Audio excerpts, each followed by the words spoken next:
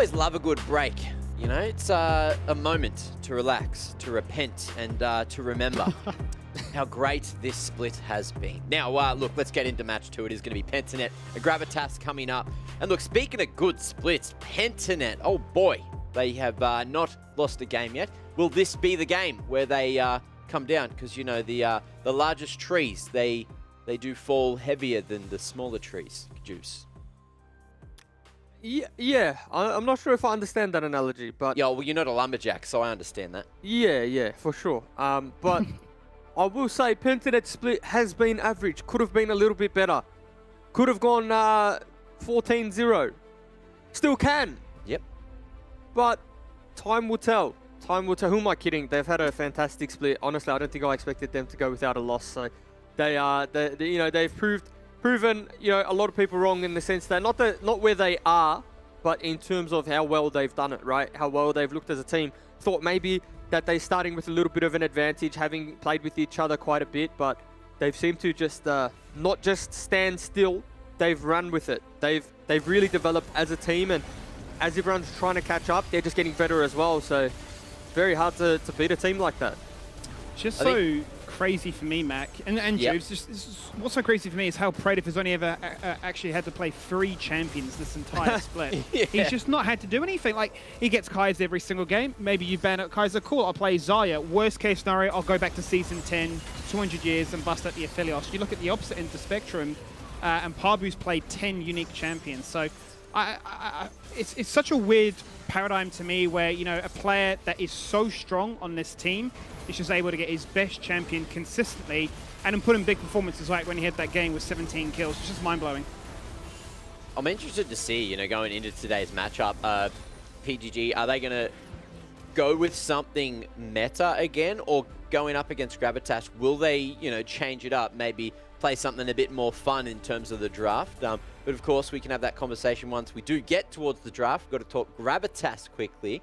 And look, Gravitas, they've done a few things that have certainly excited us throughout the season.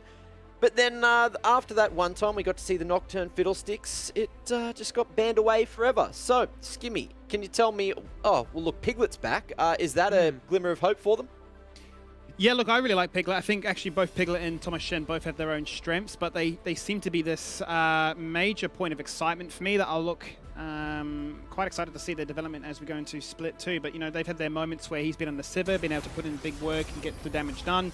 Who can forget that performance where they had the Zaya Rakan, where Zaya was just absolutely smurfing and knocking up people consistently to guarantee fights would work in their way. So they're an exciting bot lane for sure. You talk about the other end of the spectrum with Sapphire.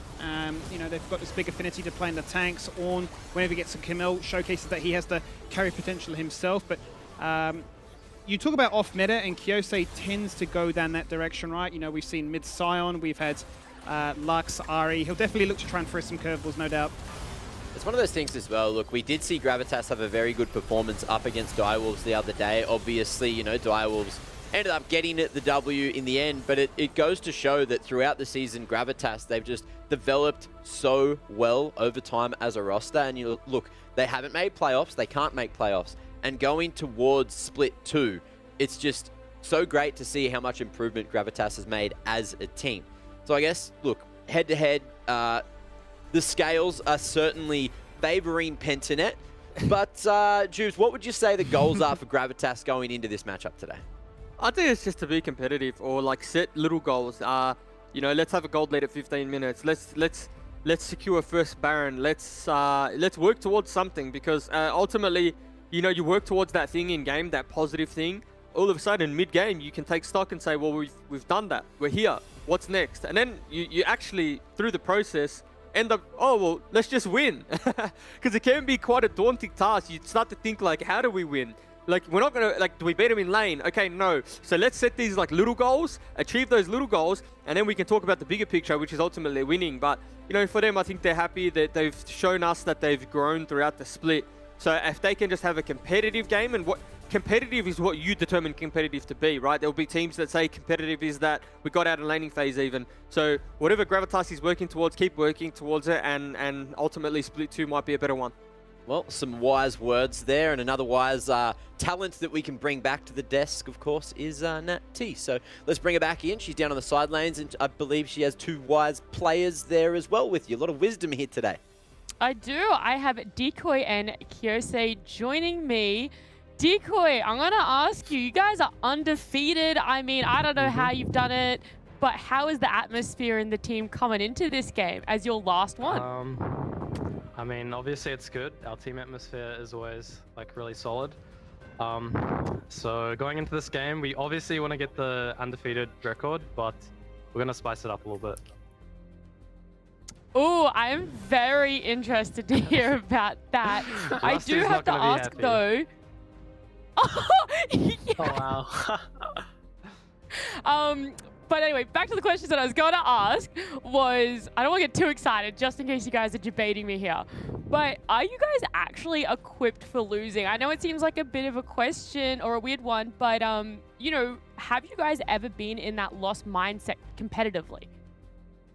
I mean, probably in the past years, but this year, I don't know. I think even if we do start losing some games here and there, like it's not going to affect us. Like the guys are just real solid mental all around, so we always have each other's backs. So yeah. Oh, I love to hear it. Kyose, though, over with you guys and Gravitas, this is going to be your last game for Split 1. So I want to ask, what are you guys hoping to prove and bring to the table in today's matchup? Honestly, like we just want to kind of show that we're just improving. So it's our last game, right? So maybe we'll spice it up. Like maybe we can take a minute before they do. Maybe. Blue side, buddy. I mean, if you're willing to first pick it, then yeah. Or we can just play a comp and see if we can beat PGG, even though they might be griefing with the Amumu pick. Or maybe it's good, you don't know. I mean, look, a win on Pentanet is going to be a win on Pentanet if you guys can take it. I also want to ask, you know, as it's probably going to be one of the last times I interview for this split, is there anything you want to say to the Gravitas fans or supporters out there?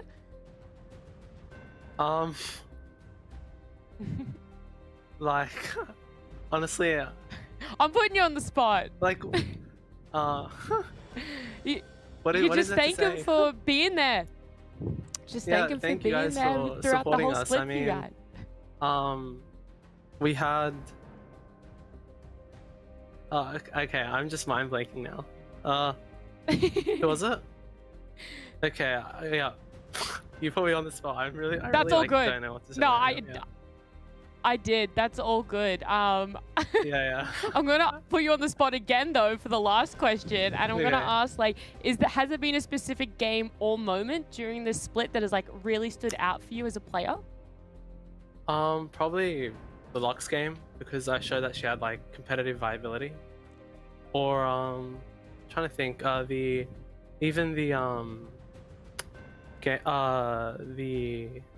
sorry, I just completely. Okay, yeah, the Lux game. Sorry, I'm having multiple mind blanks today. Yeah. I would no, that's okay. I would say the Lux game was definitely good. A lot of people had opinions about her, and you showed that she definitely could bring some stuff to the Rift. Yeah. But Decoy, what about you? Same question. Any sort of game or moment for you?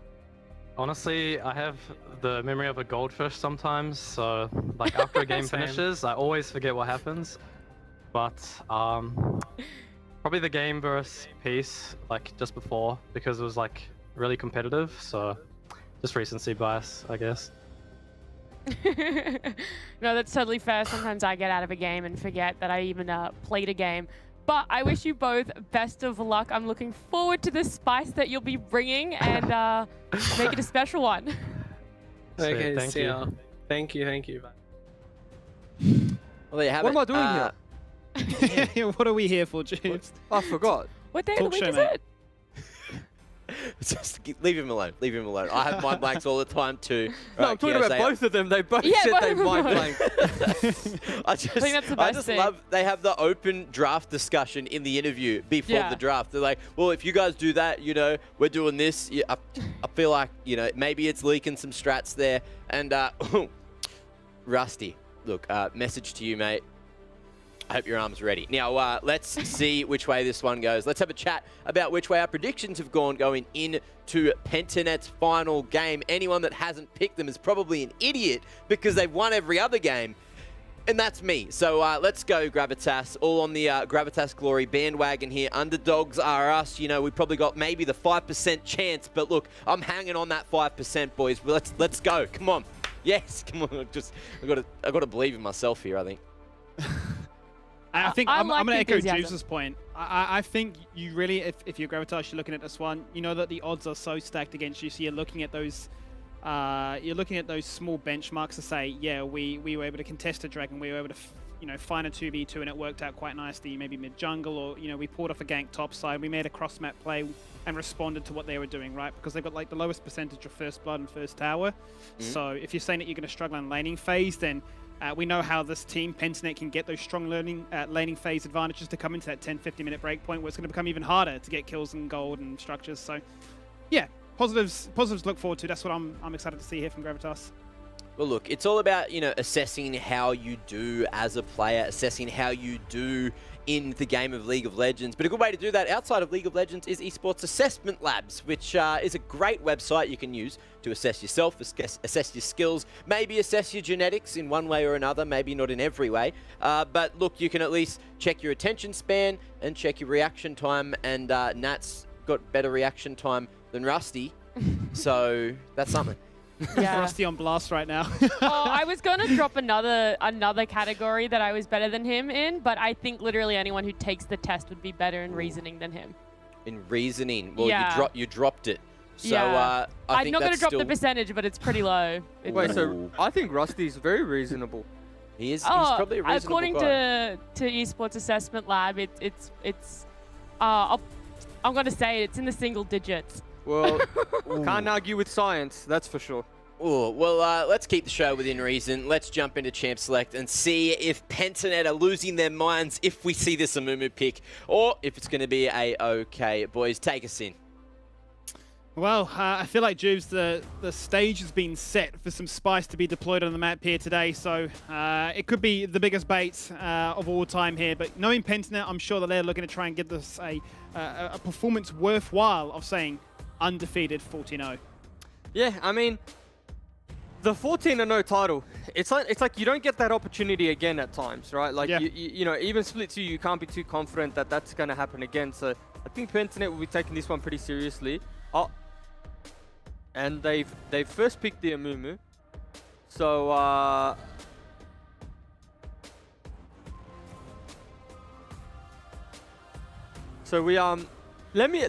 explain why Amumu is an S tier pick. Okay. Okay. So Right at the gates, first pick. on blue side, I do think Amumu is first pickable because it has a bunch of CC, right? Has some AoE clear as well to top that one off.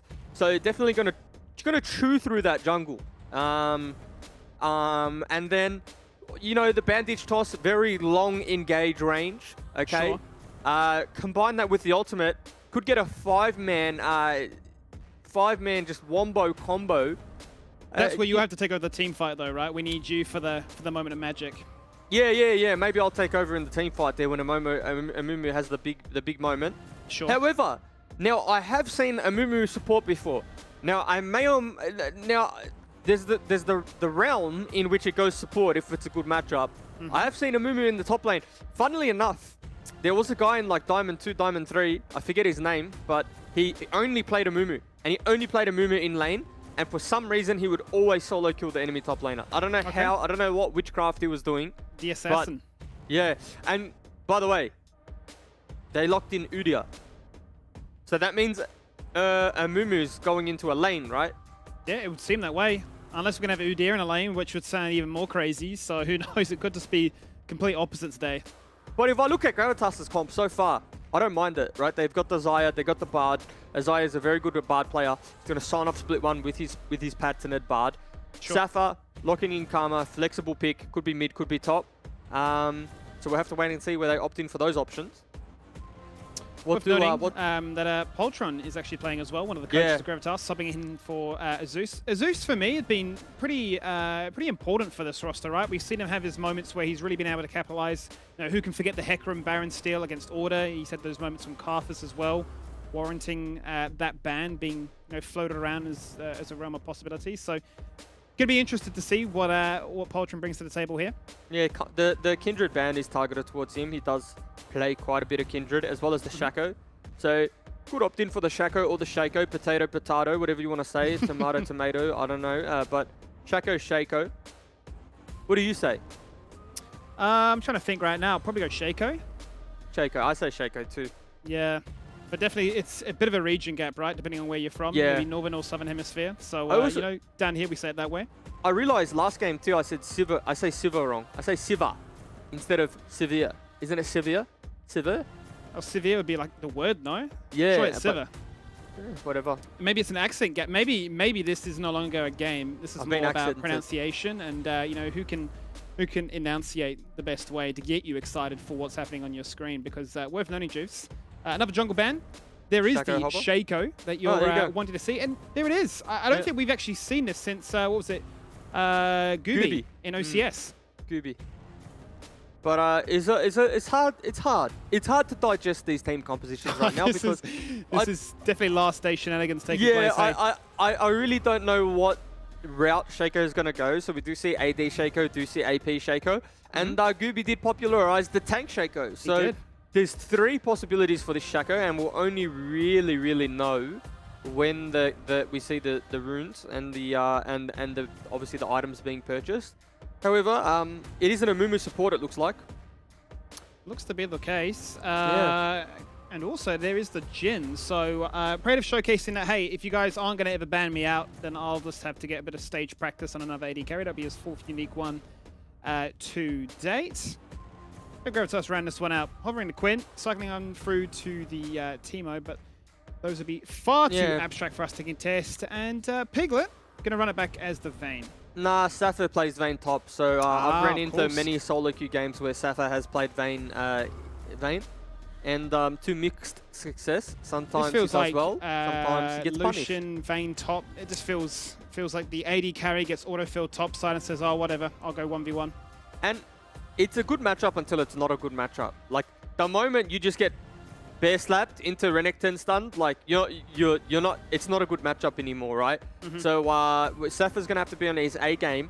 Now, Shaco isn't a strong jungler. Let's say politely, a strong jungler. Now, it's gonna have a hard time in the 2v2 matching the Vayne, matching Renekton, matching Udyr. So we'll have to see how Gravitas pilot these champions and these picks. Top side of the map looking fairly weak very early on, but does scale into Oblivion. So we'll have to wait and see what happens there. But, I never thought I'd say this, Skimmy. I do prefer the draft with the Amumu. Well, I mean, you can see why Decoy was so happy when that interview was going his way, right? Because he is going to be the connoisseur that'll be piloting that champion to show us why Amumu deserves to have his time in the sun, why the spotlight should be focused on him. Decoy's been fantastic this split, really allowed Praetive to pop off and have those moments of magic, no doubt. And it is going to be that question right now, will we see a game where, sure, the draft isn't as clear-cut, putting it lightly, as we've seen weeks gone by, but, will that influence the end result too much? I mean, I don't think it will. If this game was of any influence, potentially different picks we see. Sure. But nevertheless, obviously still a big occasion for Gravitas. They're going to want to pencil the one loss onto Pentanet's record, and Pentanet still want to go 14-0. So I can assure you, both of these teams are going to be doing their best to win. This will be as serious as it comes. And here to try and break down and give us a little bit of insight as to how serious this draft is, we've got Velixis, the coach of Gravitas. Welcome back. How you going, Skimmy? Yeah, good, mate. Yourself? How you finding this draft? We are a little bit shell-shocked, I suppose, more than anything. How much fun have you and the guys been having coming into the final day of LCO Split? Look, quite a bit of fun. A lot less nerves now because it is the end of our split, pretty much. But we have a long pre-split ahead of us for Split 2. They're going to actually solidify our identity. But the Amumu pick was just really smurfed. Did not expect that. And then talk to me, obviously, on the flip side of that, right? As much as the Amumu is there to cause us headaches, we've got the Shaco, right? You know, Poltron subbing in. You know, we've had our chance to speak with him before, but now how does that feel? Like, you know, you're the man behind the microphone, you know, giving all these coaching orders, and suddenly you're amongst the 5 members and saying, all right, you know, can you, you know, deal what you dish out to us? Yeah, well, it was actually quite unfortunate that Azuz's internet, because of like the Sydney floods and stuff, it actually caused a lot of issues for him to actually like remain connected throughout the entire games. So unfortunately, Poltron did have to, you know, put on his playing shoes and start. But one thing that's good about being able to play on the lineup is he's going to also be able to coach while he's playing. So it was also be good for the team to actually like in real time get coaching live. So it'd be good. Yeah, super sub, no doubt about it. And I suppose I'm curious then, as a whole, then if you look back to week 1, you see the evolution. We've been able to see, you know, how much stronger you've gone from week 1 through 5. Has there been a key moment where you thought, okay, maybe things are starting to click, or is there still plenty of work that you're excited to bring into Split 2? I honestly, there's like still plenty of work for us to really hone in on and actually like perfect our craft, because like very, very new lineup again. Like Pentanet, I believe, have over like 900 games of experience, like professionally, like between themselves or something like that. Well, we have like just under 50. So the experience is definitely quite massive, but we're going to be honing in on our identity in Split 2 and really bring it to all these teams, as we've showcased this even in Split 1. You know, we are actually a team to be considered taken seriously. Yeah, and I mean, no doubt about it. We've definitely seen a lot of competitive games, and I'm excited to see what you guys can bring to the table here today. Just briefly before you go, talk to me a little bit about this new grassroots program that you guys have launched recently. Oh yeah, so pretty much we've linked with one of our amateur teams called Weekend Warriors, where pretty much we're able to actually get the first look at the up and coming players that are in solo queue. So it's going to be pretty much an amateur team that competes in amateur tournaments, and it's going to be linked with Gravitas as well. Potentially there might be scrims. We do have a 10-man roster, so utilizing our grassroots program to even scrim with our second team is like a real world where we can actually see, you know, this new talent up and coming in solo queue, even from at the young ages of like 15 years old. So it's a great way to actually be developing our talent through our amateur system. Beautiful. Well, I look forward to seeing what that brings and what it brings here in the game today. So thank you so much for your time as always, and best of luck until next time. Awesome. Thanks, man. Have a good one. Same to you. All the best. Juice, what have we seen in the first few moments there? Always a pleasure speaking with Alexis to get his insight into things. Yeah, seems like a nice guy. I've never spoken to him. I've just been listening to the interviews. No, we're pretty much standard game at the moment. Shaco does look like it's going to be AP because he's opting in for the Dark Harvest as well. He could pivot, but you know, for the most part, I'm not going to claim to know the latest Shaco tech. It's not something that you see too often. It's definitely left to the people who've put a lot of time in on that champion. But again, he is one of those players who's played so much Shaco in his time that wouldn't be surprised if he's able to whip out a big performance. I'm quite excited to see what this can do, because, you know, we talk about these off-meta champions and they can sort of throw those curveballs, much like Draco said they weren't prepared for the Tarek support. When you have these moments where, you know, champions come out that, sure, you know, you've made a name for yourself in solo queue, or they've been very strong and meta's gone a bust, I start to wonder, you know, can you really show to the audience at home, hey, look, this is a reason to consider that, you know, meta is meta for a reason, but still, there are definitely champions that can find their moment to pop off and do just that. We'll get to see if Poltron can show up here, as he's just had his Raptors stolen away. The sweeper will reveal it, and he's now going to have to try and get down some Jackboxes as a little bit of a home alarm system. Here we go. Oh! There you go, Jubes. Okay, just a decoy first show. blood. Yeah, well, first blood in the bot lane to Gravitas. Now it's the AD carry of Piglet surviving and Praetor going down, so you do have to say that's worth for Gravitas. He's going to be able to push that wave in, get the reset so it doesn't miss any farm. Gets the kill as well, so Gravitas winning this bot lane. Looking good. Good start, no doubt about it. And they'll be looking to showcase to us, hey, look, you know, you can hit us with that curveball, but we're going to keep it standard. Piglet on Nazaya, and then Nazaya looking to try and round out the season with that signature pick, as you said. Not too bad to say that you can get that first blood under wraps so early on like that, and what that could really translate into, right, Juves? You know, you talk about a gold lead, but you know, with the level of control and authority that Pentanet displayed consistently over the last 5 weeks, I suppose the next goalpost becomes, all right, looking at those first few fights, be it Dragon, be it Herald, how does that shape up? Yeah, and Azaya might be in a bit of trouble. Never mind. Pabu doesn't seem. Decoy doesn't go that way. But, well, we start to look at an avenue for the Shaco to play through now, right? You know, it was only the heal burnt for Praetor has the extra bit of mobility to survive the gank, but we're seeing it already. You know, we have a win condition bot side now, and this is where we're going to play to. So in-game coaching potentially coming to fruition here. Feels so funny to me to have you know, the in-game coaching, much like other sports, the ability to say this is what we're teaching and this is what we're doing. Here he comes to the bot lane right now, forcing out a TP. Pentanet wanted to make it a 3v3. Pentanet actually turning around before the TP even connects. Poltron's baited his team. The magical journey to disengage away. Sidesteps the snipe. Back to the safety net of the turret. Biopanther ultimate ramping. Looking to flash on top and find himself a double kill. And they turn around the gank attempt. And they show us why they're the team undefeated. Yep, the reason I yelled there, Skimmy, was Biopanther actually stunned the minion. So Piglet would have died. No, sorry, Azaya would have died, wouldn't have made it through the magical journey, but he stunned the minion instead. And unfortunately, this is what a teleport gap looks like. So, you know, Renekton goes bot, picks up 2 kills, a little bit of a CS deficit, but he's going to come back to lane with the steel plates and the bounty now. So it's going to be that little bit harder for the Vayne. And yeah, you're right. This is why Pentanet show us week upon week. They're that good. Biopanther is just relentless with that teleport. He will always commit to the play and, you know, at times bail the bot lane out. He certainly did there. Just the animation alone was enough to say, hey, we need to get out of harm's way. We're going to jump back into a replay. So it's Poltron that jumps in. Yeah. As soon as he sees the TP, he's like, I'm out of here. Yeah, so the TP comes out instantly. And then watch the stun on the back end of the minion there. Oh! Oh, no. You hate to see it, but Skimmy, it ultimately nets them 2 kills, right? Like, it's almost a blessing in disguise because they get to wrap around behind tower and then Bio just picks it up with the 2-man queue there. So maybe that was all planned from the man of Biopanther. Who am I to question him? Well, he's definitely one of the biggest brains in the league, no doubt about it. He's earned himself that title as the best top laner this split, and for good reason too. He is just so damn consistent and is always there when you need him. 89% to 11, so few people in chat, Jubes, reckon that there was a bit of an upset in the cards, maybe losing faith because there is that Amumu. Yeah, I mean, like I said to you, I think I prefer Pentanet's draft as a whole, and meta's for a reason, right?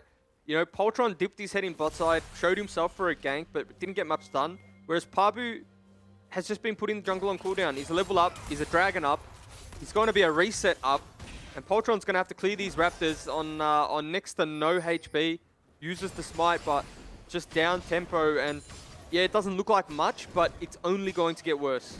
Because Shaco is the champion that needs to snowball. And a lot of the time in solo queue, when you play Shaco, you get gold, and therefore your clear becomes faster, becomes better.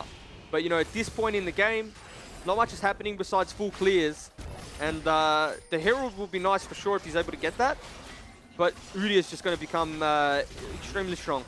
He gets that free ride towards, you know, Chem Tank, Deadman's Plate, Force of Nature, you name it. The movement speed is there for him to run you down and cause big headaches, especially with Phase Rush active. They have guaranteed themselves that Herald, so that's a nice little acquisition for them, much in part to the fact that bot lane priority was working in their favor. Here comes the Amumu show.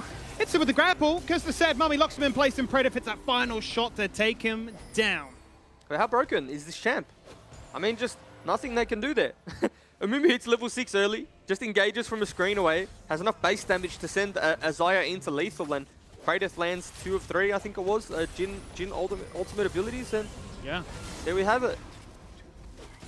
Now they're getting farmed under tower. Piglet's not able to pick up any of this CS, losing turret plates in the bot side of the map, and it is only going to get worse from here, right? Like the Jin lanes in particular are quite snowbally. Like once you get a kill here, kill there, it becomes very hard to lane into him, especially because you have, it's going to sound funny, right? But you have the kill threat of an Amumu. There's so much CC and base damage alone that it is going to be very hard for a Xayah or a Bard to walk up. There's no front line. It's not like a Leona, a Thresh, something that can proc an Aftershock and potentially live. It's all in one-shot territory. And it seems a bit of a showcase more than anything, right, of mechanics. You know, because we are those squishy champions, we have that ability to find moments where we can 1v3 or get the camera, you know, all in our face. But if situations are, you know, drawn out front to back, we are going to suffer more so than anything. You talk about range that the Jhin brings to the table, so does the Zoe as well. So if they find themselves in the river, trying to go for a 50-50 contest, one paddle start, and Chaz might be able to end their dreams. Yeah, the thing that I'm surprised about though, Skimmy, is Pabu's left Vayne in isolation. So Vayne's been able to get to about 106 CS uninterrupted. This is probably going to be the first interaction that we see here. And he has cleanse. So he can cleanse out of it, out of the initial bear slap, but Renekton does have the W to follow that one up, the stun to follow that one up.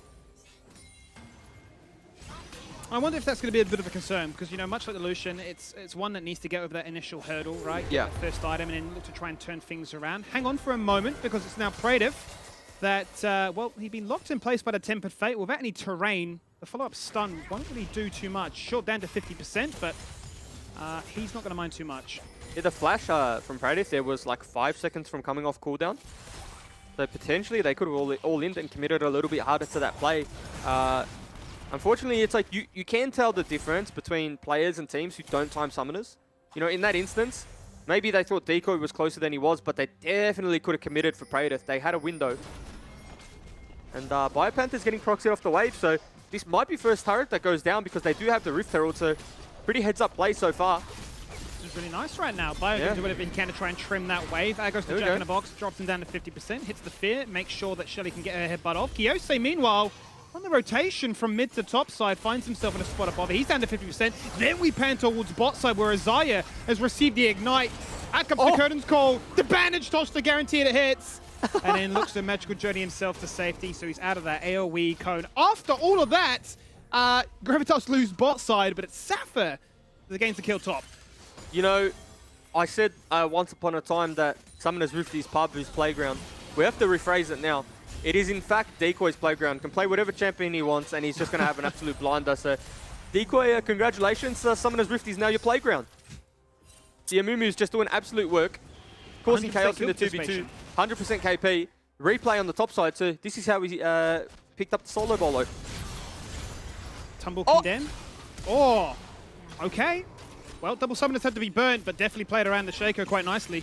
Yeah, that was nice from Sapphire. Did bait Biopanther towards the box. So, I mean, Shaco maybe, just maybe, showing us some viability.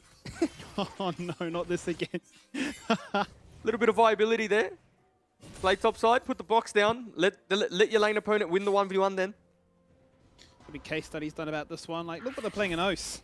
Front page Reddit. Solo queue will just get infiltrated by all these looking to try and replicate the decoy effect. If this is going front page Reddit for champion picks, should we at least be able to plug our social medias? Well, it comes up on the screen occasionally, right? Yeah, it does. But maybe it sounds a little bit nicer from your voice. I don't know your @, otherwise I would do that. Well, Jibs, I feel offended, mate. Because is it @Skimmy NZ? It is. Look. I didn't want to get it wrong. Well, I know it's the Sin Jibs because it is the OG roster, and you know, it has the history. Fun fact about my @, I was gonna change it just to Jubes because like I wasn't on Sin anymore and that didn't exist. But if I changed my @, I would lose my verification badge, and I had to weigh up the pros and cons of that, and come to the realization that the verification ticket just means more than the correct name. It's true. At the end of the day, Clout wins over everything, and you know, there are plenty of moments where your tweets have caught the attention of multiple people, as will these feathers. Yep. Try to do whatever they can here in Piglet, who still finds himself in touching distance of the laning CS, but is down that mythic item as Praetiv has actually opted for the Duskblade. Yeah, and it is like a nice little power spike in lane, right? In terms of trading ability with the Dark Harvest, they're just going to have that much more lethal into Piglet. Like you can see, he's not really willing to trade yet in this game, but obviously if we go to 6 items, you have to put your money on the Xayah, just being able to out-DPS Praetiv. But you know, in a composition like this, where you have a Jhin, where you have Dark Harvest, where you have a little bit of lethality, like relative scaling doesn't exist because there is no front line, if that makes sense. Yeah, I like to think of scaling not in a blanket statement where you can just say, oh, they have this champion, therefore better in late game. You also have to take into account draft, right? Like you have a Vayne top, you have Shaco jungle that's going to be building AP, and you have Jhin that's going to be able to fire out of a cannon from such a range that all the scaling in the world can't prepare you for it. You can't just build base stats. You can't build extra health where you can, but then you're going to lose out in the damage. Ooh. And here we go. Here we do go, as it is Pendant looking to try and start things off here. Oh. Decoy hits the 3-man ultimate, locks them all in place. Out come the TPs. Gravitas looking to try and take on down. He's going to survive. The Ignite finally gets the shot down. It is Poltron that collects it. One final snipe there from Praetor, but Piglet survives. It's a fantastic Featherstorm to start things off, and ultimately allows Gravitas to trade up even. Yeah, even trade. Teleport was burnt there from Panther, so, you know, the turret does go down, so you do say a little lean towards it being worth a little more for Pentanet. However, the Vayne has had so much free time in the side lane, and you know, whilst Pentanet are winning these skirmishes and the gold lead is swinging slightly towards them, you have to just keep your eyes on Vayne. It is a double AD carry. They do not have a front line for the Vayne, but potentially Vayne can win the game in a side lane and never has to group. So, you know, look at that 2-3 item threshold to start to see where Vayne is, and you know, all of a sudden, look at that gold lead. 1.6k in the top lane. Yeah. Should be able to win that 1v1 quite comfortably now. Most gold in the game, notably as well, right? The fact is, up a full 1,000 over Praetor, who's Pentanet's strongest member. And he's 1,000 over Xayah. Well, there's the Everfrost. Pabu knocked into a wall. Now going to get overlapped with the CC as Shaco does whatever he can. That's Decoy falling on down. The first real interaction of this Vayne showing up bot sides and showing us why the 2-item spike is just so devastating. Yeah, 2-item Vayne, I mean, doing a lot of damage. And the beauty about Vayne in this game, if you just look at Vayne in isolation, right? The Vayne is, in terms of Udyr, Renekton, and Amumu, is going to be doing so much damage. Like, it actually, in concept, is a good Vayne game, right? Yep. If you had a bot lane, you wouldn't be mad in this particular game. However, it is top lane, and it does mean that they have to lose out on what a traditional comp would have by having Vayne in the top side. So we'll have to see how Gravitas play this one out in the late game, in the team fights. But, you know, so far so good. Good pick there. We'll see what Pentanet do as a reaction. Do they contest this dragon? Well, Gravitas have committed, ever since that team fight win, or skirmish win if you put it at that, they have committed members here to break up this dragon acquisition that Pentanet find themselves on. It's the third one of the game. Pabu's now going to look to try and call their bluff, summons the Herald mid-side, so if you don't get this dragon, if you force to 50-50, at least we'll get a turret for free as a result. Natural Journey's there preemptively. They picked it up. Out comes the stun, and it's a situation where Piglet finds himself in all worlds of trouble. The Featherstorm falls, so does he. Not a single member of Pentanet is bleeding just yet, but Pabu's rather low. But in a front to back like this, Juves, I think this is where we had potential concerns. Yeah, we did, but as much as it was well played from the side of Pentanet, you'd have to say it was a very big misplay from Piglet. I mean, he has the Xayah ultimate, and I think it's just going to be skill shots from Chaz thrown out there, not much happens. When we get a replay of that team fight, the Xayah Piglet had Featherstorm available, but got bandage tossed. And yeah, you could say that's the power of the Amumu, but you know, I would be saying every day of the week your AD carry should not be getting caught there. Kratos, however, might be caught. Battle of 2 AD carries. He doesn't want to burn his flash to follow that one. Doesn't He know was where the thinking rest of the about team it. is. They have no vision on the map, I suppose, more than anything, right? Take a quick stock check of that mini-map. It's lit up blue right now. So many control wards in favor here for Pentanet to lock down that fog of war. Yeah. Look at the replay here. And I mean, this is what I'm talking about. Watch Piglet, okay? Doesn't get rooted, but just walks up to the bandage toss. It's almost like he forgot Amumu was in the game. And that's ultimately what wins Pentanet the fight, right? Like, you look how low some of their health bars got. Imagine if there was another AD carry just putting feathers down and being able to rip them back there onto the side of, onto Pabu rather. You know, maybe that's a 1-for-0 on Gravitas' side, and you have to say they do have superior scaling in terms of numbers, but maybe not necessarily in the 5v5. And also at the same time, because Pabu did drop that Herald, actually took down 2 turrets in the mid lane. So huge unlock there for them to play around as a result too. So it just makes it even easier now for them to pick off those squishy members on the rotation. They've been doing such a good job with the vision control so far. So fuels that idea even more. The Condemn, it is going to connect, and that's a lot of damage going on to Pabu. He's just going to fall on down, ripped apart by the double AD carries, and now Baron is the ping. Yeah, that was very... the word I'm going to use is suspect gameplay from Pabu. I mean, no business going through mid lane there. And again, it's not every day there's a Vayne in the game. And I think you're just not used to that. Like, oh no. This is Baron. They shred this. This is going to fall down so quickly. Yeah, and we'll see a 5v5 break out. Kratos caught, no flash. He can get stunned in the wall right now. The stun connects, but needs to follow up. Pochon jumps across, down to 50. He's dead. It's another shutdown here for Safa. Both AD carries find themselves on the board, and Safa, it's his playground. Forget Decoy's playground. He's been bullied off.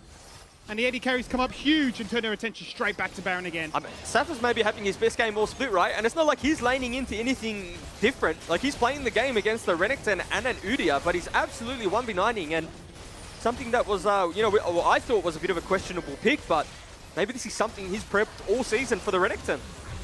Is it happening, Jubes? 21 minutes in, and Gravitas have got the Baron. They won the team fight, and they, unlike many other teams that have come against them, they have a gold lead. And honestly, Skimmy, I thought Gravitas potentially playing this game wrong, in the sense that they're getting Safa to just permanently group, and it's not probably something they want to do, right? Because he can ultimately 1v2 Renekton and Udyr in the side lane, or at least have Shaco hover, use the Everfrost, and be able to kite that one out. He's just opting into group, and I think it's just catching Pentanet off by surprise. It's not a composition where they think, okay, they're going to have all 5 members, or they're going to have all 4 members. So whatever Gravitas are doing, putting their foot on the pedal, putting their foot on the accelerator, it's working. And it is a comp with a Karma that's going to empower both AD carries. So, you know, excited to see how they play this one out with the Baron. And more importantly, Skimmy, what kind of gold lead are they able to get? Because you have to think, with the composition, with the champions, what's unrecoverable? You know, at a certain point, you can't deal with this Vayne, especially with Cleanse. Yeah, I mean, as you say, you know, when you've picked up that Baron, we've seen teams, you know, explode the gold lead in their favor anywhere between 5 to 10k, and that can be devastating. We've just never seen a situation where Pentanet have fallen behind. It's always been them with the strongest early game in the region to then translate into a mid game that never looks at a doubt, right? They've always had these situations, even against a lot of these tough opponents, where they're beating you in 20 minutes and making it look easy. And this is a situation we don't look at too often. Double support, double AD carry. Sure, you're squishy, but if you do find those kills, just like we saw here, it eventuates into a Baron, and sure, those structures will fall on down on the heartbeat. Yeah, and unironically, Skimmy, it's not the Amumu that's like the questionable pick or the questionable part of the game, right? Like, he was all 5 KP, doing very well in the skirmishes. Like, they were winning lane. You know, even in this instance, they were doing quite well. It's more or less just the top side of the map for Pentanet not firing. Like, they're not doing what we're used to seeing from Pentanet. And as much as we've sung the praises of Pabu all year, the instance in which Baron falls down is his own undoing, right? He's the one that tries to cheat his way back to mid lane, has nothing to do with champion picks or to do with discipline. So, you know, how much of Pentanet, and the replay here where the Baron goes down, just really good Bard gameplay from Isaiah, but yeah, how much of this is Pentanet just saying, okay, we've secured first place, like, let's have a bit of a laugh, but you know, dangerous territory. Very, very dangerous territory. And just for the viewers at home, we've got a disconnect here, so we're just waiting for them to get themselves ready and back into the fold of things. But in the meantime, it is Gravitas that have literally just picked up the Baron. They've got themselves now a 2k gold lead. They put Pentanet in the back foot as to, would you say it's a decisive team fight win? It felt like a pick which was found, first of all, on cheating tempo towards mid, hit into the turret. Then a second one, which was found with a tempered fate. Obviously, there's still avenues for Pentanet to get back into this one, though, but it's just a situation you think that was pretty convincing by Gravitas. Well, the one thing that we've learned is you can never count Pentanet out, right? It doesn't matter how many games and what types of games, you just can't ever count them out. However, what I will say is that Gravitas are just in prime position to win this one now, right? In terms of the 5v5 composition, in terms of, and I just, because we went back to the screen where we can actually see itemization and builds and stuff, like, it's easy to lose track of thoughts, game state, where we are, what's been purchased. Yeah. We talk about there being a lack of a front line, but and this is going to sound silly, but hear me out. The Shaco this game has had insane value. Now, I'm not saying there could have been better champions to pick. Okay, I'm not saying, like, you know, you couldn't have opted in for a Gragas or like an Udyr, you know, or something that has better appeal. But the boxes and the timing of the boxes, and now not only that, but the Everfrost, that is like a front to back if I've ever seen one. Like, you just drop the boxes, kite back with the Vayne, drop the Everfrost, let your Shaco clone die, And all of a sudden, you have a Karma as well. There's actually so much kite back potential. And all of a sudden, we're dissecting like why Shaco actually works in this composition. Why is Shaco a good pick, and why has it been overlooked for such a long time? like it's not a good pick, but in this game in particular, it's a good pick because, you know, like if we were to magically go into like bring LS into this situation, into this broadcast, he would say Renekton's like Renekton doesn't exist in this game. Renekton's such a poor pick, and there ultimately is nothing Renekton can do in this game anymore, right? Besides be a body, be a corpse, be a frontliner. And the game now is up to like the Zoe sleep, or up to the pick, up to the Wombo from a Mumu, up to the Jhin. And it's all like hindsight. It's all hindsight analysis. We're only saying this because of what we've seen, but it's true. Like, it's not every day you see this. Therefore, to come to these conclusions, you must see the proof. Like, the proof is in the pudding. But I suppose that is the flip of the coin, though, right? Is that, sure, you know, Renekton is still at his core, right? Going to be that body that can soak up a fair bit, can, you know, hit that stun if nothing else, right? But outside of that, you're definitely saying, you know, the agency is this Shaco is caused such panic, I suppose, more than anything, right? Where he's jumping in, there's a Jack in the Box. Oh, where's he gone right now? There's an Everfrost. The frustration of just at the end of the day not being able to play the game. Yeah, and because they can't finish the fight from a range, right? Like, Pentanet can't finish the fight at a distance. When you look at Udyr, it's got to be in melee range. When you look at Renekton, it's melee range. And Mumu at this point has to get into melee range. And all these champions, like, they get feared. And they don't like the Shaco, so it's going to be... And also, Skimmy, they don't win the side lane. And that's where the problem is. Because if you're not going to win the 5v5, then you have to win the side lane. But if you can't win the side lane, what's your next passage of play? Because at this point, once this next item comes on through from Safa, when his cleanse is up, he's able to 1v2 the Udyr and the Renekton. Because Udyr at this point doesn't do enough damage. And I mean, a Renekton at this point isn't going to be doing enough damage. Well, Jess, I got some good news for you, and also good news, obviously, for the viewers. We're back. Safa is in the game, and he's ready to continue this flawless performance as a top lane Vayne. He has the cleanse, but is also here juiced between the two supports, double Mikhail's Crucible. So, really ensuring that their job is make these AD carries win us this game, and we'll tag along for the ride. I'm on the ride. I'm on the hype train. I'm along for the ride, but I will say it has completely ruined my tipping if this one does fall the way that it's looking. Hey, Mac is living life right now, thinking that triple point acquisition. He has coin flipped the whole split to get to this position though, so we'll mention that. But it's just how it's dropping. What can they do? Where's their engage? It's a Mumu. 2 members top sides, and yeah, that mid turret is going to fall on down like you would not believe it. Gone before the sentence is even completed. Onto the inhib, and very rare circumstances here, but it is Gravitas that are causing concern. Pentanet buying their time, 30 seconds and that Baron is gone. Dragon is there to take. Gravitas with one final bit of this buff may just look to try and disengage into that pit, guarantee that, and prevent any soul points shenanigans.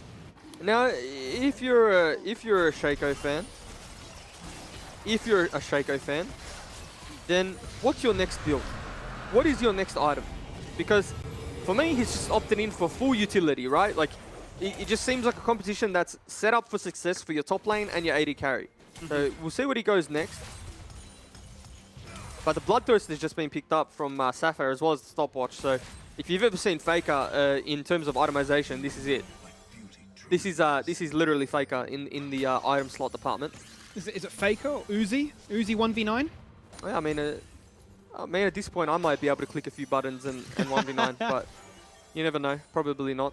Don't know why I said it. Anyway, look, if you're a Pentanet fan... Vanish toss. Yep. Let's connect. He's onto Shaco, and they do take him down. It's Chaz that picks up the gold, so nice little acquisition for himself, and that buys some time with the Shaco now being down for 30 seconds. Pentanet going to try and dig themselves out of this hole. Yeah, and this is the one thing that I wanted to mention before the Shaco got picked, is no matter how far ahead this composition gets from Gravitas, they still are squishy. Yep. So if you do land that, look at the damage. That's the tank. That's a full armor tank, by the way. Yeah, Chem tank into Thornmail. Yeah, it's a bit of a moment where you think, how's that happening? True damage. Yeah, but so Pentanet can still land that engage that we've all come to know and love from them, where they're able to just clean up a team fight You know, Praetor's got his collector now. It's going to get a Zeal item, so he's definitely like on par with most of the carries, probably excluding Vayne. Obviously, Vayne's going to be significantly far ahead. But in terms of being relevant enough to do damage to everyone else in this game, Praetor's there. So it is going to come down to execution. Well, they've proven to us all split long that they have the execution. They've thrown us a slight curveball with the Amumu on their end, but as have Gravitas, and it seems to be, at this point, who can cause the most headaches for the opposition to say, have you faced against this in scrims? Are you familiar with this, champion interaction? And do you know how to play against it in the heat of the moment? And so far, dead even with kills, 26 minutes in, but it is still Gravitas, much in part to their Baron acquisition, that find themselves up by the gold lead. the gold lead. 3k on the top lane. And everywhere else pretty much even, right? Or relatively even when you look across the board. So Gravitas have done a very good job in not bleeding out and losing a significant amount with that Baron, right? I thought maybe we're going to see a 5k gold lead. There's going to be another team fight that leads to something, but they're showing us their experience. They're able to just neutralize that buff. And you may think, well, they got an inhibitor, but also they've just neutralized it and they've got an extra lane to farm now. So they are quite happy with the current game state because that mid lane inhibitor in terms of pressure that it's generating isn't doing much, and Bio's having some free time here. Certainly is, but it seems to me here, Jubes, that Gravitas are pretty much all in on Baron. Forget about the Dragon. We're just biding our time, waiting for that Baron. That could be the game-winning play. Sure, Bio, you can split, and you can hit side waves as well, but we will just melt this Baron like butter. That's gone, and they're too late because Chaz had to go to base, so unless Pabu can steal this one, he should get condemned out, though. He's got flash. It's gone. Doesn't matter. And now he's put to sleep. He's golden. Will they disengage? They certainly will. Yeah. Forget about it. Magical Journey disengage away. Get a cheating recall back to base. Buy those items. Fix those waves. And do the final dance.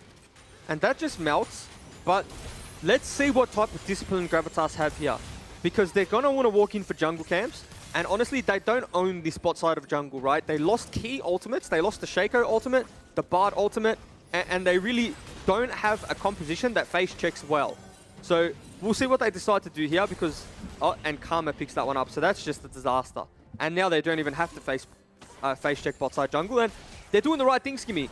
They're playing through lanes, and we see this all too often in the LCO, right? It's face checking unnecessarily, but we'll see what Pentanet decide to do here. Certainly will. Ooh. Big trade on towards Piglet as he finds himself down to 50%. Out comes the Sleepy Trouble Bubble, but the clone buys himself some time. Flashes on him, gets rooted! He's dead already! He's gone decoy! He's already popped the Curse of Sad Mummy, but he's the saddest amongst them all. And there's a flanking angle that could potentially take place, but that's PGG fighting with a numbers mismatch. And it's Gravitas that split pushing bot side. They're going to continue now to 3v3 in mid lane. Praedif is gone! This may be happening. The Featherstorm's out. And Bipem's trying to 1v2. He's done it before in a set, but can he do it again on the Renekton? Look, bot side, forget about this little fight right now, because it doesn't mean anything when they take out the Renekton, and they're just backdooring an inhibitor. This might be game. This might be game. Zoe can't get back to base. Pabu is dead, and Gravitas might have upset the split so far. This may be the biggest upset of them all. You've hit them with the curveball. You've said, we'll take you on, we'll pick this champion, but we will take you down. It's not only Legacy that can make things competitive, it's not you finding the perfect split. We're going to make it 13-1. The Nexus is so low. Pabu respawns. He's dead already. Sapphire is unstoppable. 4 items. He's got the GA. And much like the GA, he's got the GG condition ready to go here because they're going to look to end this game at 30 minutes. Maybe Sapphire's just played the wrong role all split. Maybe he was the marksman all along, and wow. Gravitas with their makeshift squad pick up the win. Shaco in the jungle.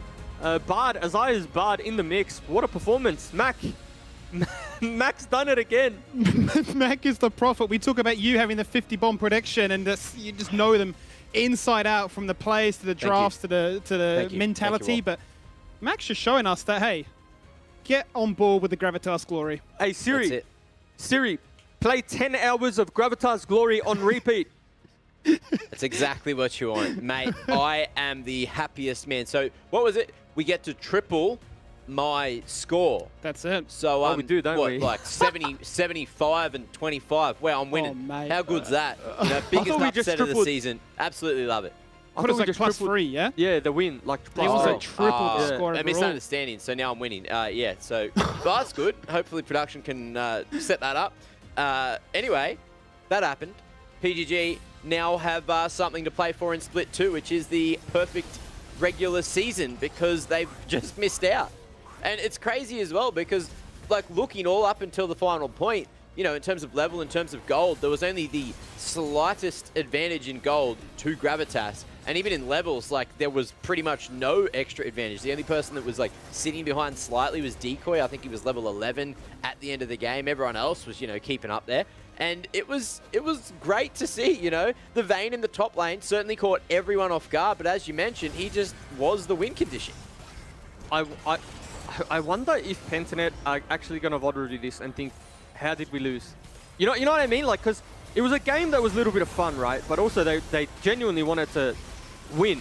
And what I mean a little bit of fun is like the game meant nothing standings-wise, right? It didn't change where Pentanet finished up, and it didn't change where Gravitas finished up. However, dude, like, how disappointed are they with this performance? Because if you're being, like, brutally honest, it was not a good game across the board, right, from most of their players. And you could argue, yeah, it's champion picks, but you look at the Renekton, you look at the Udyr, you look at the Zoe, they're all comfort picks. You know what I mean? Like, so how lenient are they being on themselves is my question. Yeah. And I think you raised a really good point also, the fact that Sepher got left to his own devices all game long, that when, you know, he did come up topside to try and gank him, it was like, I actually can't do anything against him now. And the situation is, you're looking at that moment there, it was those first 2 kills for Biopan for bot side, and then just wasn't able to play the game ever since, right? That was that final kill and that final moment before the game ended. But we've seen squishy comps like this before, right? Double support, double AD carry. We've seen that, you know, they need to find a snowballing leads. Yeah. But I never imagined it would come to this. And they just went all in, you know. So double ADC, I saw that come through, and I was just thinking, how's this one going to play out? Even like the Karma mid, I thought that was a little bit weird. We haven't really seen too much of that throughout the split as well. And then, you know, Shaco or Shaco? How do you say it, by the way? You say it Shaco. Shaco. Nah, you don't. I don't like it's Shaco. Shaco. Let's bring Nat in. Nat, how do you say it? Shaco? Shaco? I've always said Shaco? Shaco, but I don't know if Shaco, I'm the yeah. person to be taking pronunciation lessons from.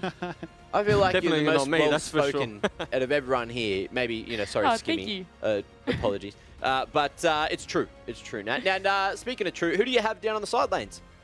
I have pulled along Sapphire. Congratulations on the win. Now, hopefully we can go through the interview without any F-bombs being dropped, but I've got to say, that was an absolute showing on your behalf. How is the mood down in Gravitas? I think overall we're pretty happy. We got to take Pentanet's perfect split, so that was pretty good. And overall, it just felt so good to be on like a change of pace and not kind of be on this whole low resource tank pick, that sort of thing. Actually, walk me through the draft while we're at it, because I think a lot of people were surprised by a number of picks that came out in that draft from both sides. Yeah, okay, so the Shaco pick is a niche thing that Poltron can play, and overall it's like one of his comforts, so I guess having the Shaco, this was kind of the game to have it.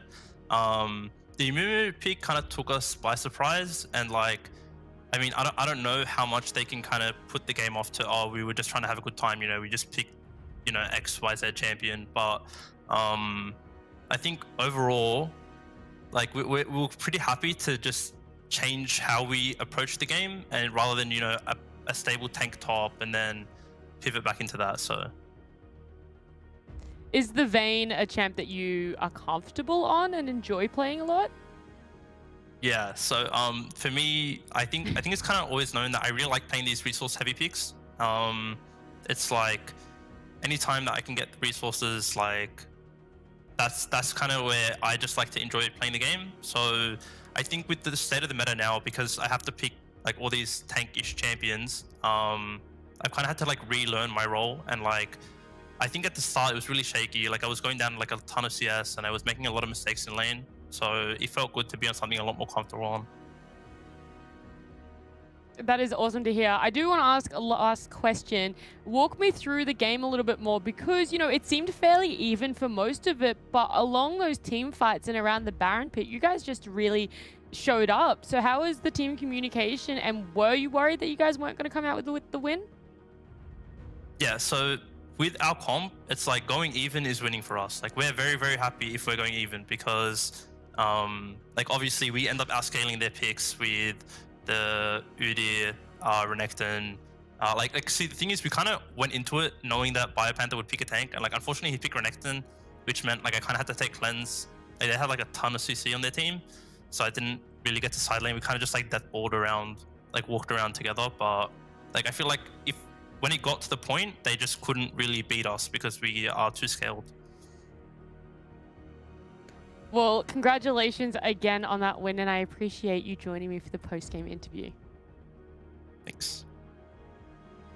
There you have it. So, good to see Gravitas found the secret. Just play champs you're comfortable on. And it seems to work out. Maybe we need to see more of that, you know. Yes, meta champions, of course, they've got a little bit of something extra. But if you are not the best on those champions, it could be better to lean on those comfort picks. So hopefully we get to see a bit more of that in the next split. And speaking of moving on, we've got one more game. Order and Peace. Well, we've got two more games, one more coming up. And that is going to be Order and Peace coming up right after this break.